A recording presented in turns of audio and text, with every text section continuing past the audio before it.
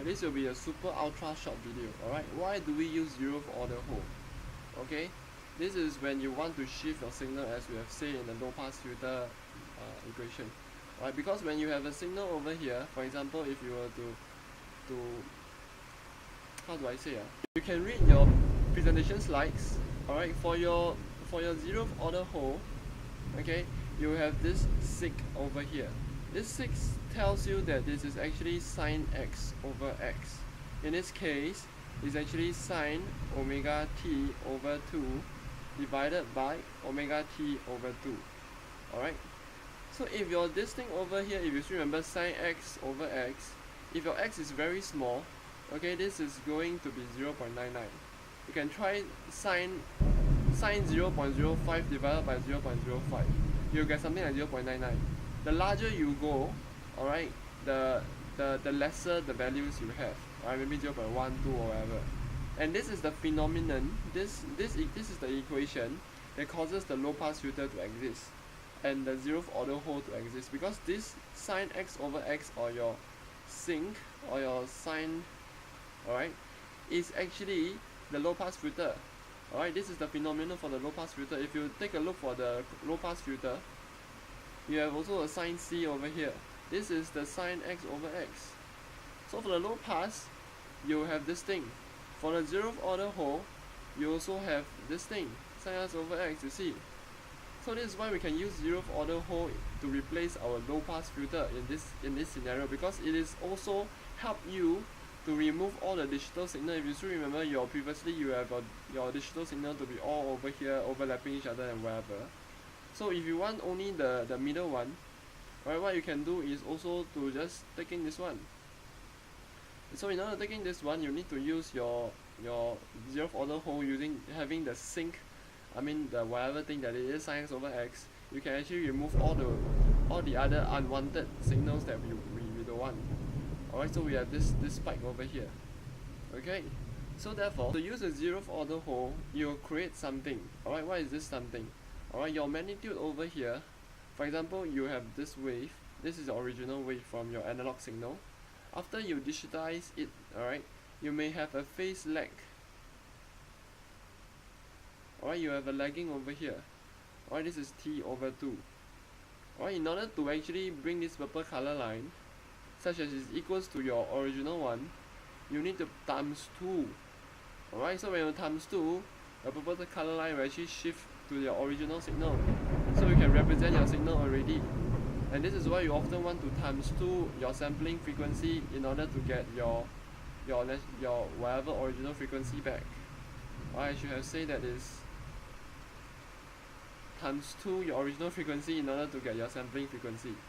Okay, because the sampling, so your original frequency is here. Is it? Oh, sorry.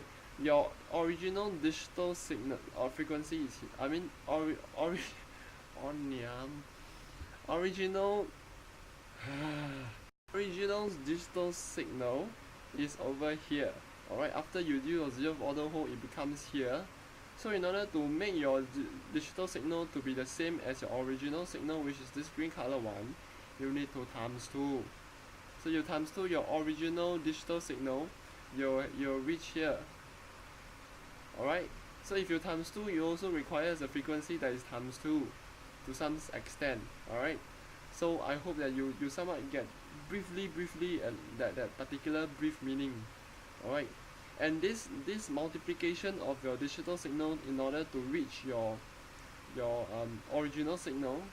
So in order to reach your signal, you need to multiply by something.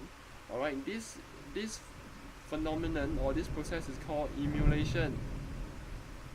Okay, and if you want to prove that why is it phase shift, you can watch this page, or sorry, you can see this page.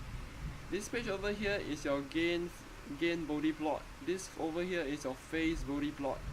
As you can see, your phase over here is shifting. Alright, there is some shifting, but it's shifting in the same shift lah. Okay, but with a certain lagging behind. I don't know why it's -3 actually. I'll leave you to think about it. But anyway, you introduce certain frequency phase shift. Alright, this is your gain. So you can see your 0th order hole, your gain over here is decreasing. You see? So you're only taking your first harmonic over here. This is what we want, right? For first order whole, for example, you're gonna have something like this. You see, your magnitude will increase, and then this part over here will still increase. Will be a little bit spike. Alright, for your first order whole over here, your phase shift is gonna go unstable, and this is why the first order whole is lagging already. So you are introducing more delay. Alright, you're introducing more delay, which is very similar to your low pass filter. Alright, where your low pass filter if you want to shift your signal, right, the low pass filter will cause the shifting of signal to be very unsafe. Alright, so the phase shift actually causes trouble also. So therefore, with the 0th order whole is a good way to phase shift your stuff, right? Because your gain and phase is kept at a very stable and cool way. And this is why we are kind of looking forward to that. Alright, and you may wonder what the hell is this thing. This thing over here is just your RT. This one over here is your R star T. It's the same thing that we have drawn just now lah. Okay, so if you were to go into here, this is the thing. It's trying to draw the same thing, alright, in this manner. So this thing over here is your sampling frequency, you see, or in other words, this point over here is your sampling frequency. Alright, so you have somewhat see the understanding behind why do we use the digital 0th order whole, and what is the meaning of emulation, and somewhat why do we use low pass filter. So the trade-off for you, if you want to use low pass filter, you cannot shift the signal. Okay, if you want to use if you want to really shift the signal, then you require 2 times of your frequency and use 0th order whole. Okay, so this is the thing. So I repeat again. Okay, so 0th order whole, your frequency you can increase, so you can times 2 or times 3 whatever you want of your original signal. Therefore you can have your whatever signal that you want. However, for low pass filter, if your constraint is that you cannot increase, then you use the low pass filter to help you prevent the alliancing issue. Okay, so in order to prevent the alliancing issue, you can either times 2 while using the 0th order whole, or you can use the low pass filter when if you happen that your sampling frequency cannot increase anymore. Okay, however, if this case that occurs, you cannot shift your signal. Alright, if for 0th order whole you can times 2, while you can also shift. You see, there is like a happy 2 things at one go. Like, I don't know what the hell, but yeah. So yeah, I shall see you soon in other videos.